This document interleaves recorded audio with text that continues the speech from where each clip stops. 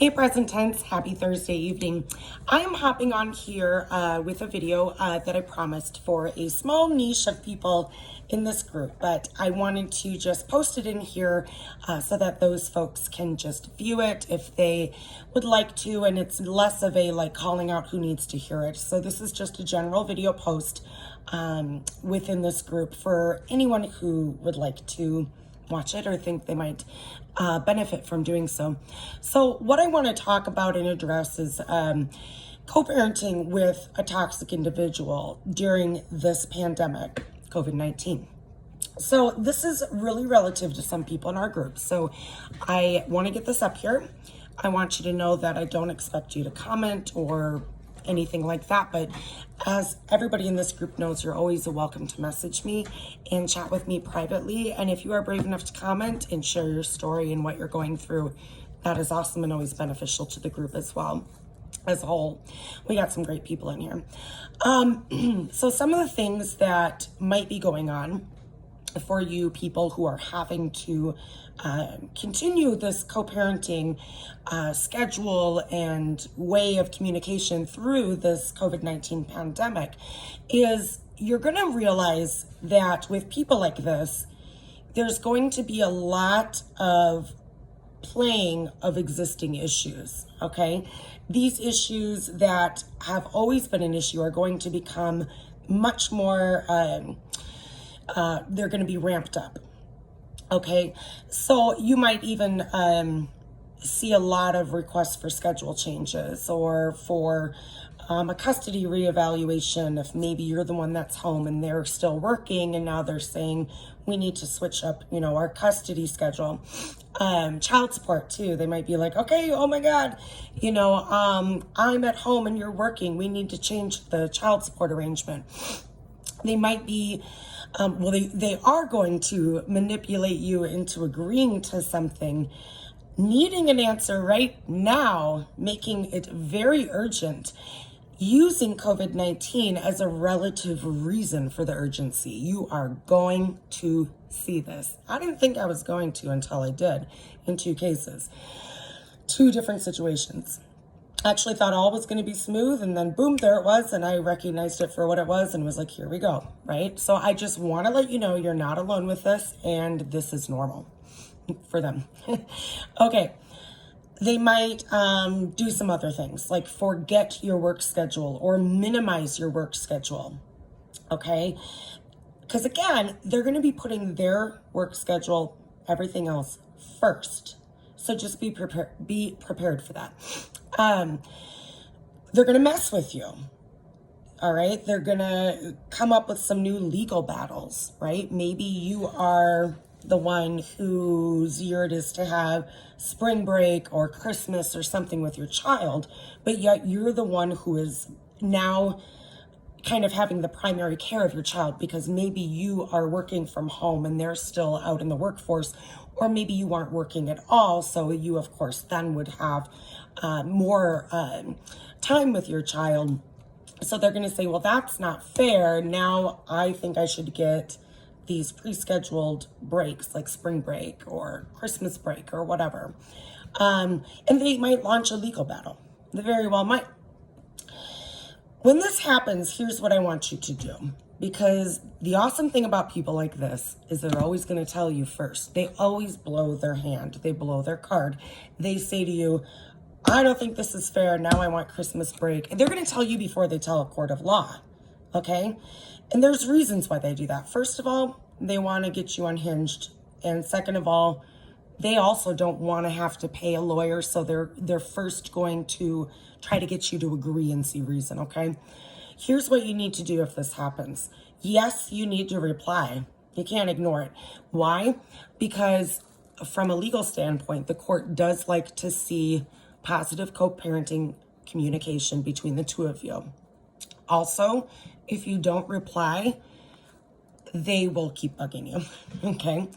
But please, before you reply, I don't want you to reply, because we all know what this feels like. You get something like a text or a phone call with this urgent message or this thing that throws you off balance of, I want to change who has spring break or Christmas this year.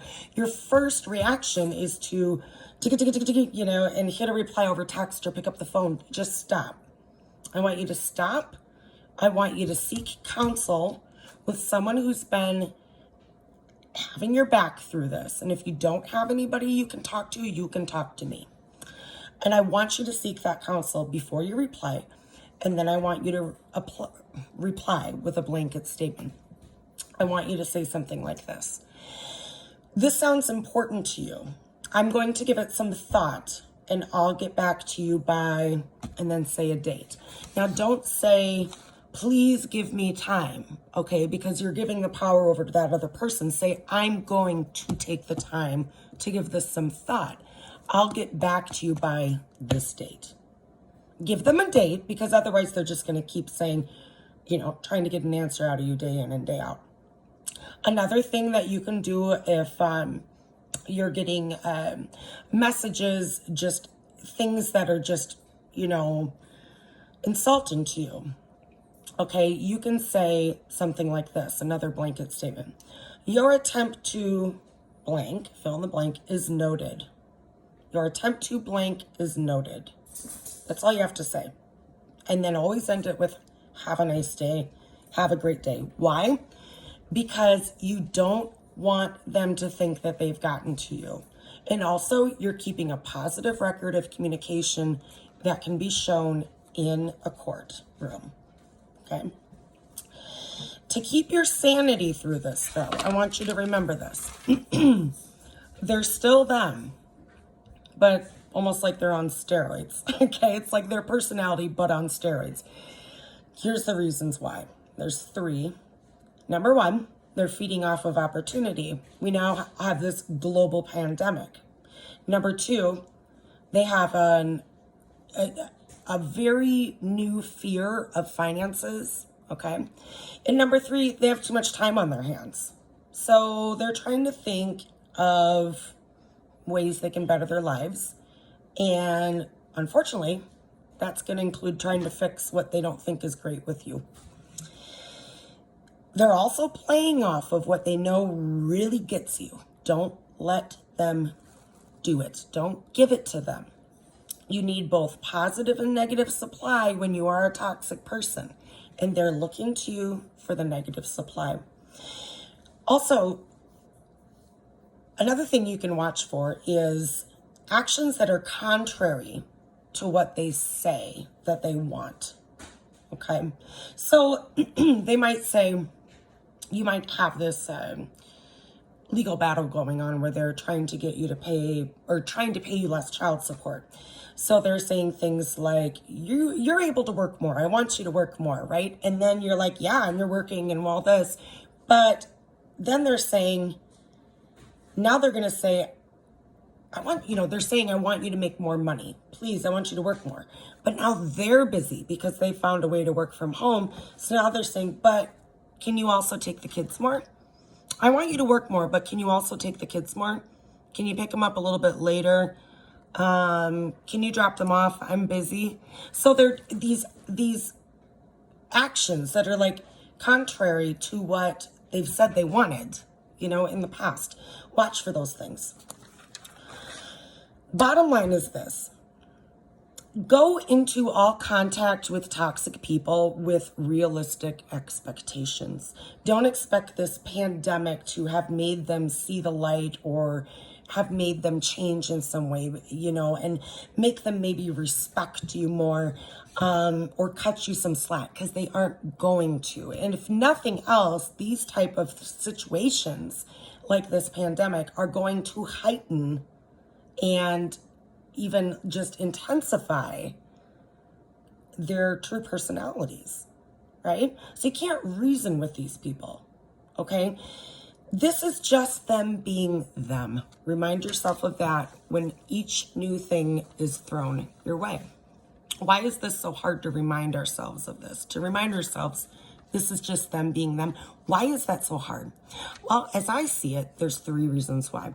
Because first of all, we're more understanding as a whole, as a society, under these circumstances. We are more understanding, and we're kind of appreciating people a little bit more than normal. Second reason, there's always a part of us that questions if maybe we're wrong. maybe we're wrong about them.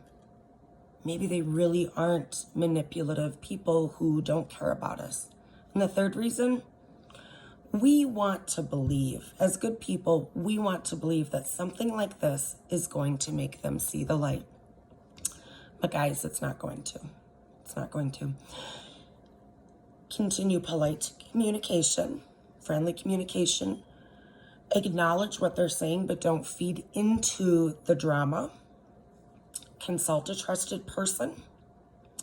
Follow up after you've done so. And if they don't like it, guess what? They can take you to court. But I will guarantee you one thing. I am like 98% sure of this. Someone who continues to bring something to court that cannot be resolved within the relationship is being watched, is being noticed. It is something that is not going to just be pushed aside by a judge.